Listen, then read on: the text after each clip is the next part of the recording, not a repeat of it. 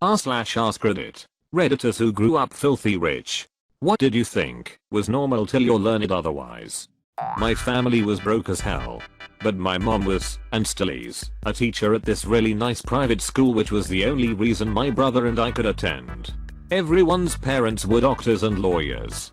You get the idea, but why brother and I were being raised by a single mom who had just relocated. We were living in a trailer park in the middle of nowhere for the cheap as rent. We didn't always know when the next meal was coming. One day, during lunch, the kids notice that all I have is a peanut butter sandwich and a tiny bag of pretzels. One dude says, "Wow, you must really not be hungry." Since I was 6 and just as clueless to any other lifestyle as he was, I just straight up told him we don't have any more food. I had to explain it a couple of times before he realized. Lunch bro sheepishly asks if I would like some of his food. That orange and baggie of Cheetos were the start of an our 20-year-long friendship. Edit. Whoa. The end made me smile. I was trying to show a friend of mine that she's rich because her family has a team of maids and drivers. Seriously. A driver for every member of the family. She said she's not rich because everyone has maids and drivers. I asked her, "Do you think your maids and drivers have maids and drivers?"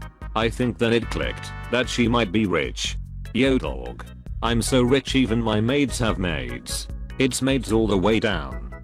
John Travolta told a cute story about his daughter once. They had to fly commercial once, and she was shocked, incredulous, and asked, "Daddy, who are all these people on our plane?" She thought everyone had their own 757. Oddly enough, the private housing place that my great uncle used to live in had to refuse John Travolta because his private plane was too big for the community runway and hangars attached to each house. Edit. RIP my inbox. Also, hi everyone from Port Orange Spruce Creek Fly-In. Is that in Florida? Where everyone just drives their planes around the neighborhood like cars, and then they can just take off and fly somewhere? I was poor growing up, and most of my friends were poor/middle class. There was this one dude who drove a hitty, falling apart beater car. He was always hustling to and from work, trying to make a buck to afford repairs for his car. We all thought he was lucky just to have a car. One night, after we had been friends for a while, he invited a bunch of us over to his house, even offered to pick us all up, since no one else had our own wheels. Imagine our surprise when we rolled up into the ritziest neighborhood in our area. Dude lived in a ducking mansion, indoor pool, elevator, the whole 9 yards. We were flummoxed. Someone said, "Dude, we had no idea you were rich." His answer, "I'm not rich. My parents are. They worked very hard to get that way." At first we felt bad for him ducking filthy rich parents, and Dude is working his ass off to afford a beater. Now I get it though. Edit. Just wanted to point out, I grew up in a major East Coast city with a good, though sometimes annoying, public transportation network. Having a car wasn't a necessity by any stretch, but it did make life a bit easier.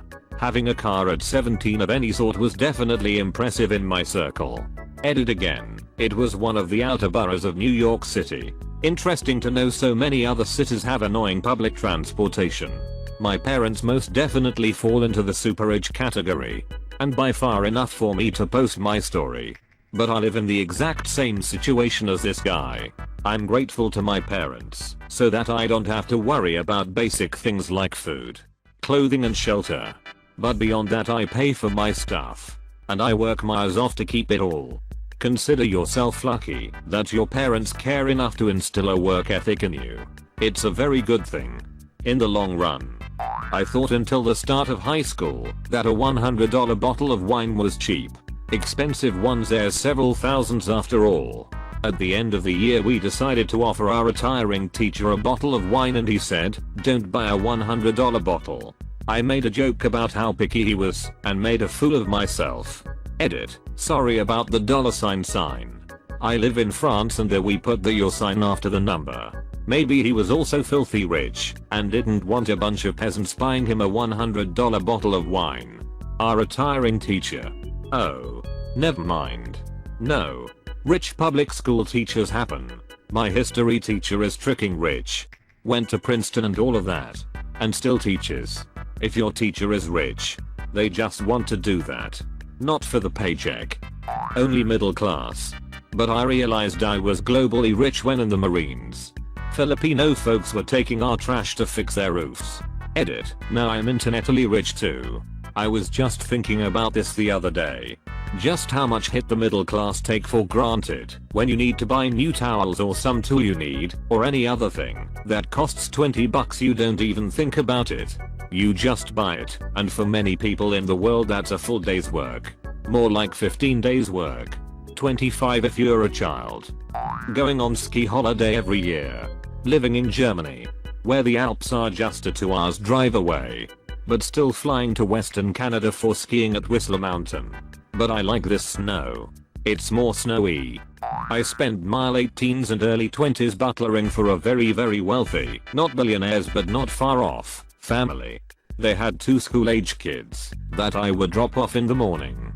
The older, 7 maybe 8 at either time, of the 2 was amazed to learn that I didn't have a holiday home to go to when I took time off. I'm curious. How did you get into butlering? How was it? Would you have one hypothetically? At 18 I moved to an area with a lot of boat work. Wound up working on a super yacht. Got along well with owners, and was shifted to night service. Did that for a year then got sick of living on water, it can get pretty lonely. So they asked me to come live with them. Pay was good, and I got to travel with them a bit. But I worked every day around the clock. They had a chef and 3 nannies. Cleaners etc, so I really didn't have to do much dirty work. Just serve meals. And keep an eye on everyone else in the house. I had spent so much time with them they trusted me. I really enjoyed it. But after a few years I realized I cared about them than myself. So I left and went to university. Just finished last year. They tried to get me to come back halfway through my degree. But I turned down the offer. Now that I'm in the real world, job hunting is harder than I had imagined, and I may go back in the future. In my final year I would have made 80-90k with 0 expenses. So money is good if you are with a good family. Hypothetically I would totally have a butler. But kinda like I was. Not super formal. Having someone who can help out with general hit would be handy. Growing up I thought apartment buildings were only for college students. I didn't know families lived in them. Edit. My family was not filthy rich. I grew up in the San Francisco Bay Area, not out in the country. My family isn't even close to rich. My mother and father combined make less than $80,000/years right now. And they made less while I was growing up. I thought the same thing, apartments were for couples without children. College students or my Uncle Greg. Nobody else I knew was in one. So it stood to reason. Once you had kids, you moved into a house. With that being said, my parents didn't purchase a house until I was about 8. And they could only afford that because the landlord that was renting the house did not want to do some maintenance to the property and asked them if they wanted to buy it for a steal. He also stated that my parents had paid $X amount over the last 2-3 years as down payment to him personally, which was not the case, to make it easier to finish the mortgage. He was a good guy and we probably would have had a much harder time getting our first house otherwise. Edit. The 80k I mentioned is combined income for 2 people. Dad makes about 42k/year. Mom makes about 35k/year. For most of my childhood was closer to 50-55k for a family of 5. They only got in this income bracket once I hit high school.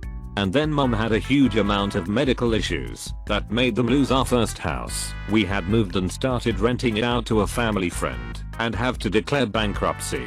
Considering they are still paying off the medical bills and bankruptcy, I consider them middle class, but I definitely didn't get a rich upbringing. They did make sure I didn't go without though. Goodwill is the awesome for things like that. Edit 2. Uncle Greg was awesome. He spent most of his younger years spending all his money trying to make it big as an artist. Once he hit about 40 he settled down. Got married and now teaches art at an elementary school.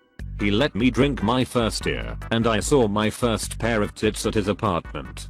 He's now about 300 pounds and can rock the house breakdancing. Yeah, this is probably not just a rich thing. If you are from a small town and there aren't a lot of apartments, you just assume that families live in houses, regardless of how nice the houses are / if they are renting. Growing up in a city or something, it would seem more normal.